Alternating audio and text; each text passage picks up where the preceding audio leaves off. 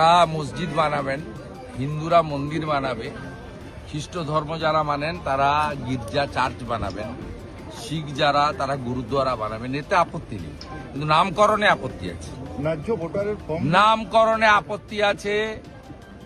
মোগল পাঠানরা ভারত দখল করতে এসেছিল, অত্যাচার করেছে, জোর করে ধর্ম পরিবর্তন করেছে, মন্দির ভেঙেছে, মা বোনেদের ইজ্জত লুটেছে। অতএব বাবরি নামকরণে আমাদের প্রত্যেকটি রাষ্ট্রবাদী ভারতীয়র সে যে ধর্মরই হোক আপত্তি আছে।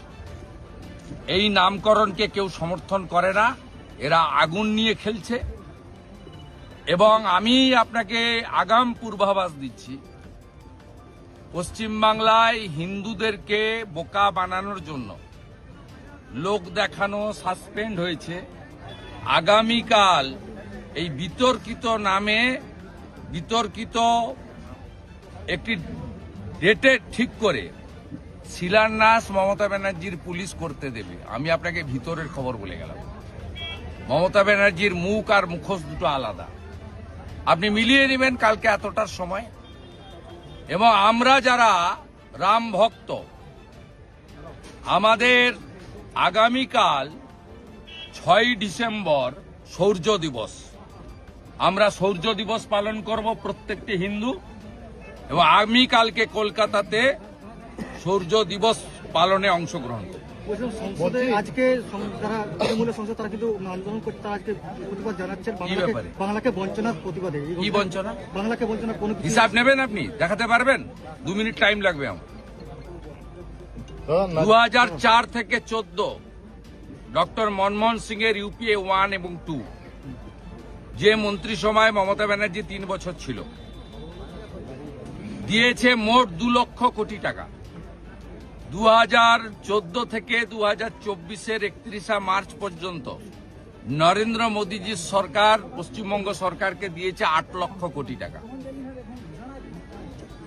আমি শুধু দুটো স্কিম আপনাকে বলে যাচ্ছি, সময় নেই অতক্ষণ ধরে বলবো না।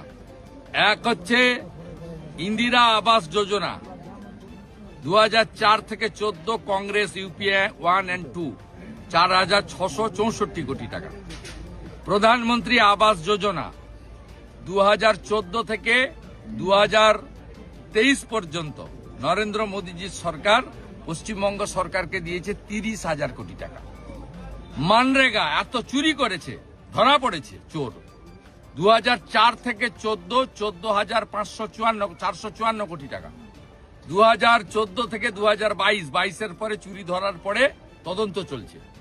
তদন্ত শেষ হলে, চোরেদের কাছ থেকে টাকা উসুল হলে আবার যথাবিধি নিয়মে প্রকৃত জব কার্ড হোল্ডাররা কাজ পাবেন।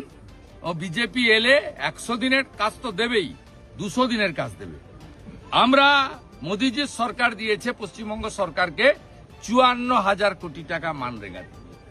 এরপরে আর আপনি কি করেছেন? 61টা রেল লাইনের জমি দেননি।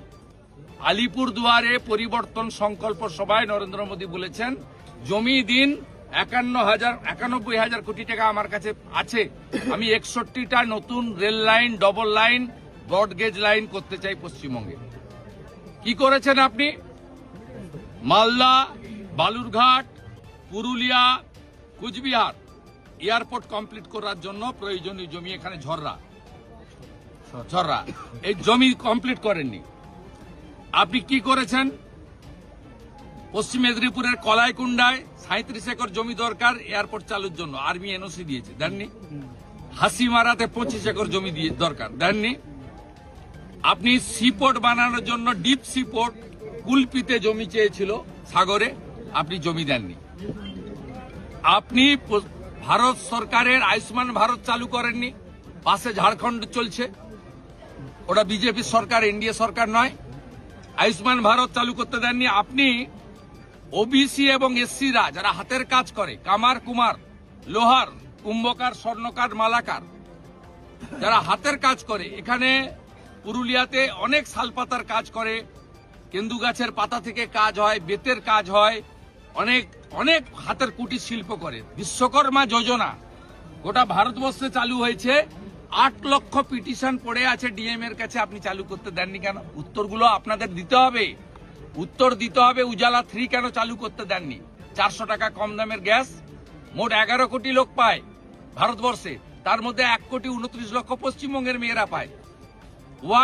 উজালা 1-2 দিয়েছিলেন, উজালা 3 যখন নরেন্দ্র মোদীজি আরো 25 লাখ মেয়েকে দিতে চায়, তখন গ্রাহক বিতরণ কেন্দ্রে পিটিশন পড়ে আছে, আপনি ডিএমদের বলে দিয়েছেন রেকমেন্ড করতে না। তাই এসব কথা লোক জানে। এপ্রিলে নির্বাচন, 26-এর নির্বাচন, মমতার হবে বিসর্জন, কিচ্ছু করতে পারবে না।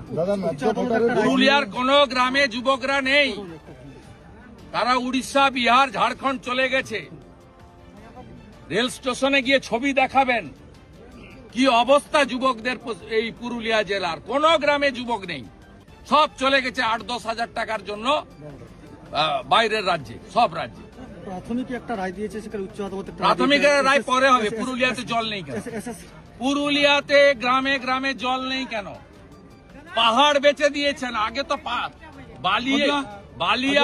বালিয়ার কয়লা তো গেছেই, পাহাড়গুলোও বেচে দিয়েছেন। উচ্চ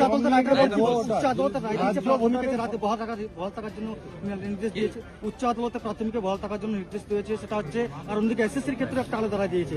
দুটোর মধ্যে আমি আপনাকে বলি, কোর্ট আইন মেনে চলা উচিত, কোর্ট ধারণায় হওয়া উচিত না। এই ডিভিশন বেঞ্চের রায় ত্রুটিযুক্ত রায়, কি হবে আমি জানি না। ত্রুটিযুক্ত রায় বলেছে, পদ্ধতিগত ত্রুটি আছে, কিন্তু আমরা পরিবারের দিকে তাকিয়ে করলাম। এবারে যারা ভিকটিম তারা বলতে পারবে। ন্যায্য ভোটারের ফর্ম নিয়ে যাচ্ছে, ভুয়ো ভোটাররা এসআইআর ফর্ম, নাকাশিপাড়ার ঘটনা কি বলবেন? সব জায়গায় বিএলওদেরকে জোর করে এগুলো করাচ্ছে। ব্রিগেডে 5 লক্ষ কণ্ঠে গীতা পাঠ। সবাই আসুন, সকাল 9টায় একসঙ্গে গীতা পাঠ হবে।